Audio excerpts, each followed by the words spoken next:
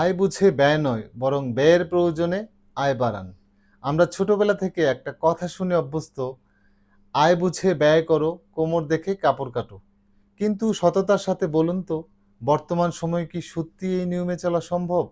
বাজারে চাল, ডাল, তেল থেকে শুরু করে পড়াশোনার, চিকিৎসার সবকিছু যেভাবে খরচ বেড়েছে, সেখানে যদি আপনি শুধুমাত্র একটা নির্দিষ্ট আয়ের ভিতরে আটকে থাকতে চান, তবে আপনাকে সারাটা জীবন ইচ্ছার চাহিদাকে চাপটা করে অভাবের সংসার চালাতে হবে।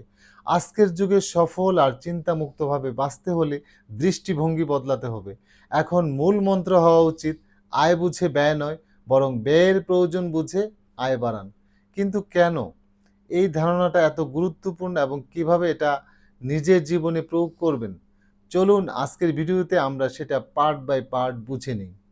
প্রথমেই আপনার বোঝা দরকার কেন পুরনো ধারণাটা এখন আর কাজ করছে না।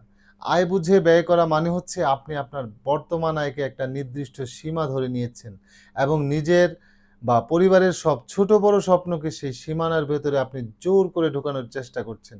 উদাহরণস্বরূপ, আপনার সন্তানের ইচ্ছে হলো সে একটা ভালো স্কুলে ভর্তি হবে বা প্রযুক্তি শিখবে, কিংবা পরিবারের একটা জরুরি চিকিৎসা প্রয়োজন হলো, কিন্তু আপনার আয় কম থাকার কারণে আপনি সেই চাহিদাগুলো মেটাতে পারছেন না।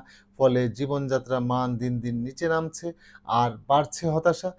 যুগের সাথে তাল মিলিয়ে চলা তো দূরে থাক, আপনি সাধারণ চাহিদাই আপনি মেটাতে পারছেন না। ব্যয় বুঝে আয় মাইন্ডসেট কি? তাহলে এর সমাধান কি? সমাধানটা হলো মাইন্ডসেট বা মানসিকতার পরিবর্তন করা।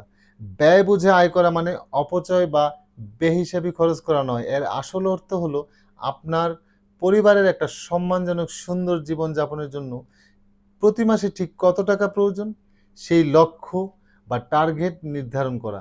ধরুন আপনার বর্তমান আয় ৩০,০০০ টাকা, কিন্তু হিসাব করে দেখলেন একটা সুন্দরভাবে জীবন কাটাতে, সঞ্চয় করতে এবং যুগের চাহিদা মেটাতে আপনার দরকার প্রতি মাসে ৫০,০০০ টাকা। আয় বুঝে ব্যয় মাইন্ডসেট আপনাকে বলবে ঠিক ৩০,০০০ টাকার ভেতরেই কষ্ট করে দিন কাটাও। আর ব্যয় বুঝে আয় মাইন্ডসেট আপনাকে বলবে বাকি ২০,০০০ টাকা কিভাবে আয় বাড়ানো যায়, আর ঠিক এই চিন্তাটাই আপনাকে এগিয়ে নিয়ে যাবে। যুগের সাথে তাল মিলিয়ে আয় বাড়াবেন কিভাবে? এখন প্রশ্ন আসতে পারে, ভাই খরচ তো বুঝি, কিন্তু আয় বাড়ানো কি অত সহজ?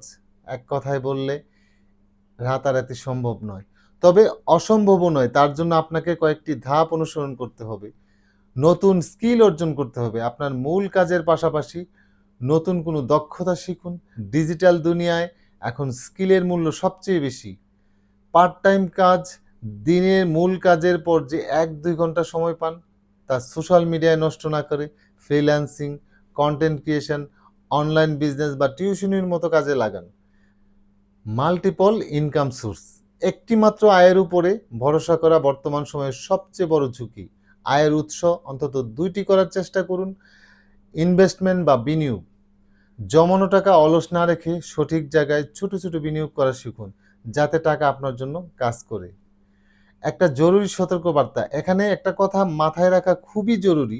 ব্যয় বুঝে আয় করার অর্থ এই নয় যে আপনি অহেতুক দেনা বা ঋণ করে দামি ফোন, গাড়ি কিনে ফেললেন। আপনার আসল প্রয়োজন জীবনযাত্রার মান উন্নয়ন, শিক্ষা, স্বাস্থ্য এবং ভবিষ্যতের নিরাপত্তায় যে বাস্তব খরচ, সেটিকে টার্গেট বানিয়ে আয়ের পথ খুঁজুন। লক্ষ্য থাকবে নিজের আর্থিক সংকটে ফেলা নয়, বরং আর্থিক স্বাধীনতা অর্জন করা। সুতরাং বন্ধু, নিজেকে একটা ছোট্ট গণ্ডির মধ্যে আটকে না রেখে যুগের সাথে তাল মিলাতে হবে। নিজের পরিবারের চাহিদা মেটাতে হলে সীমাকে ভয় না পেয়ে নিজের আয়ের পরিসর বাড়াও। আপনি কি এখনো পুরনো নিয়মেই চলছেন, নাকি আয়ের নতুন পথ খুঁজছেন? কমেন্ট করে অবশ্যই মতামত জানান। ভিডিওটি ভালো লাগলে একটা লাইক দিন। এই ধরনের কনসেপ্ট ভিত্তিক আরও ভিডিও দেখতে চাইলে আমার চ্যানেলটি সাবস্ক্রাইব করে রাখুন। দেখা হবে পরবর্তী কোনো ভিডিওতে। ততক্ষণে ভালো থাকুন, নতুন কিছু শিখুন, জীবনযাত্রার মান উন্নয়ন করুন।